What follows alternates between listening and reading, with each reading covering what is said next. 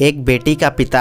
एक पिता ने अपनी बेटी की सगाई करवाई। लड़का बड़े अच्छे घर से था तो पिता बहुत खुश हुए। लड़के और लड़के के माता पिता का स्वभाव बड़ा अच्छा था तो पिता के सिर से बड़ा बोझ उतर गया। एक दिन शादी से पहले लड़के वाले ने लड़की के पिता को खाने पर बुलाया। पिता की तबीयत ठीक नहीं थी, फिर भी वह ना न कह सके। लड़के वालों ने बड़े ही आदर सत्कार से उनका स्वागत किया। फिर लड़की के पिता के लिए चाय आई।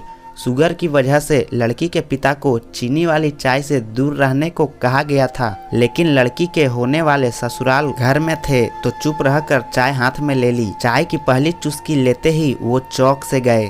चाय में चीनी बिल्कुल ही नहीं थी और इलायची भी डली हुई थी। वह सोच में पड़ गए, यह लोग भी हमारे जैसे ही चाय पीते हैं। दोपहर में खाना खाया, वह भी बिल्कुल उनके घर जैसा। दोपहर में आराम करने के लिए 2 तकिए, पतली चादर, उठते ही सौंफ का पानी पीने को दिया गया।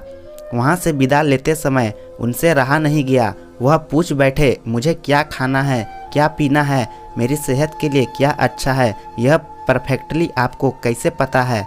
तो बेटी के सास ने धीरे से कहा कि कल रात को ही आपकी बेटी का फोन आ गया था और उसने कहा कि मेरे पापा स्वभाव से बड़े सरल है, बोलेंगे कुछ नहीं, प्लीज अगर हो सके तो आप उनका ध्यान रखिएगा। पिता की आंखों में वहीं पानी आ गया था। लड़की के पिता जब अपने घर पहुंचे तो घर के हॉल में लगी अपनी स्वर्गवासी माँ के फोटो से हार निकाल दिया।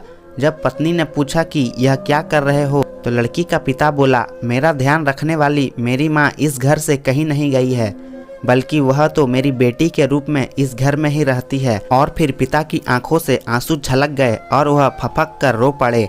दुनिया में सब कहते हैं ना कि बेटी है एक दिन इस घर को छोड़कर चली जाएगी, मगर मैं दुनिया के सभी माँ बाप से यह कहना चाहता हूँ कि बेटी कभी अपने माँ बाप के घर से नहीं जाती, बल्कि वह हमेशा उनके दिल में रहती है। आशा करता हूँ यह कहानी आपको पसंद आई होगी।